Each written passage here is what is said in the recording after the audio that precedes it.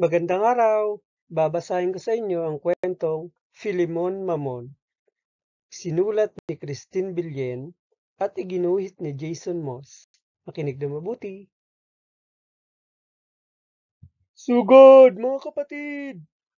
Sigaw ni Filemon. Umumbok ang mga pisngi niyang kasing kulay ng makopa. Nanginig ang mataba niyang braso sa pagtaas ng kamao.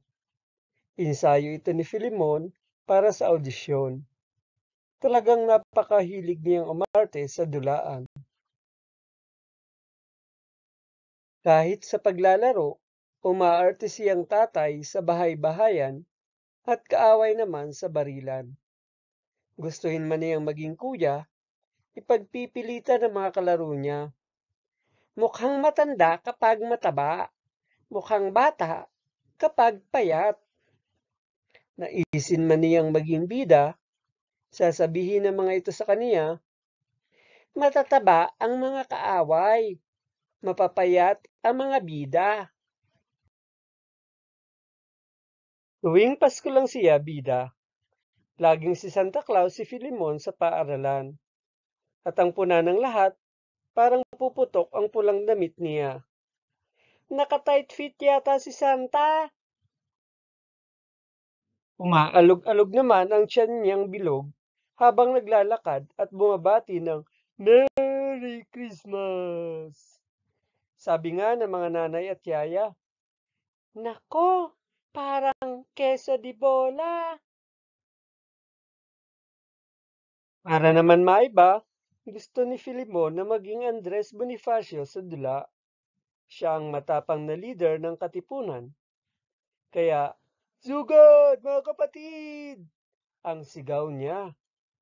Lalo na nang makitang nakain na ang mesa. Parang fiesta.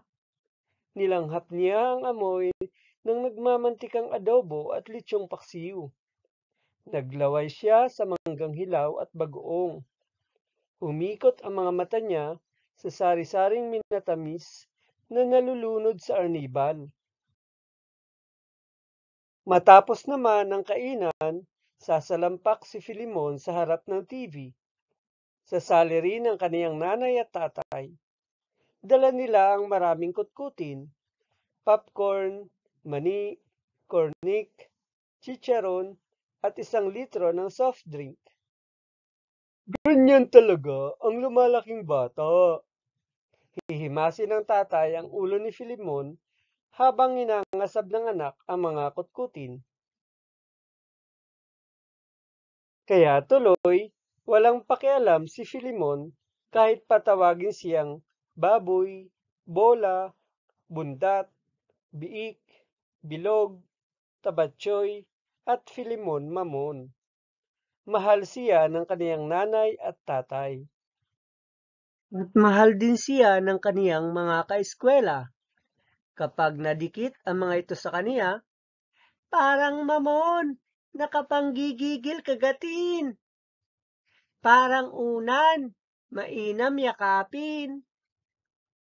Parang pader, malapad na sandalan. Nang dumating ang araw ng audisyon, handang-handa si Filemon. Sugod, mga kapatid! Parang kulog ang kaniyang sigaw. Nagpalakpakan ang kaniyang mga kaeskwela. Bida na si Filemon! Hiyawa ng mga ito. Tumaba pati puso ni Filemon sa narinig. At nagkatotoo nga, siya ang hinirang na Andres Bonifacio. Bigay na bigay si Filemon sa mga ensayo. Ngunit wala pa sa kalagitnaan, hingal kabayo na ang bida. Hindi na marinig ang sugod mga kapatid. Kaya lagi itong ipinauulit. Mabilis mapagod si Filemon, kaya nagpasya si Direk. May mas bagay na kilos sa mga gaya mong bilog.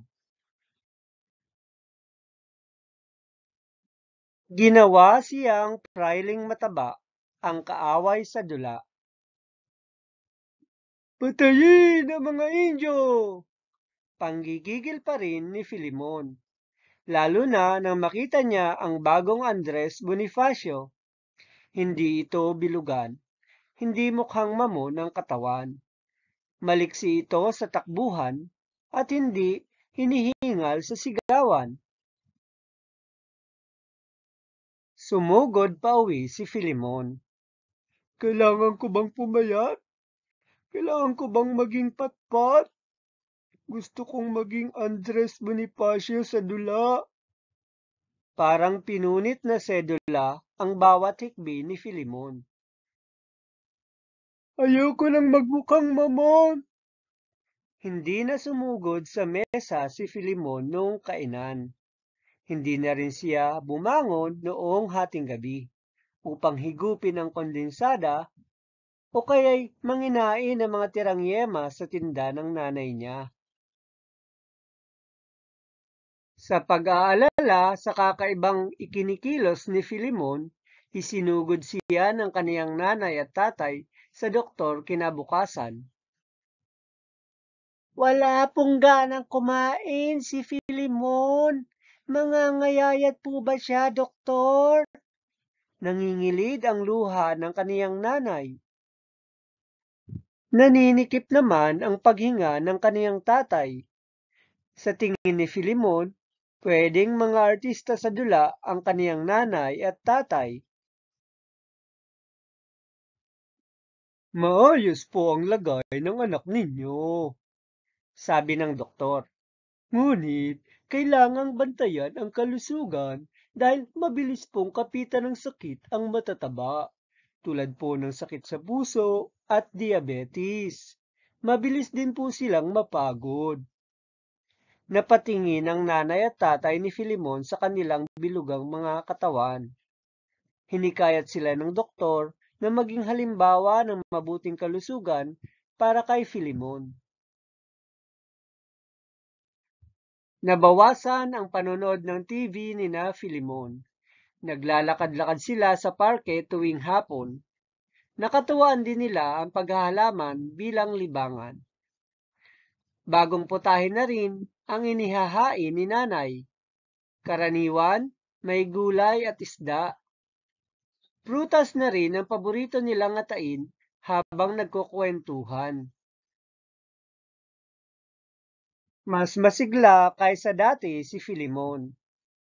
Uminpis yata ng konti ang ating mamon. Puna ni Direk.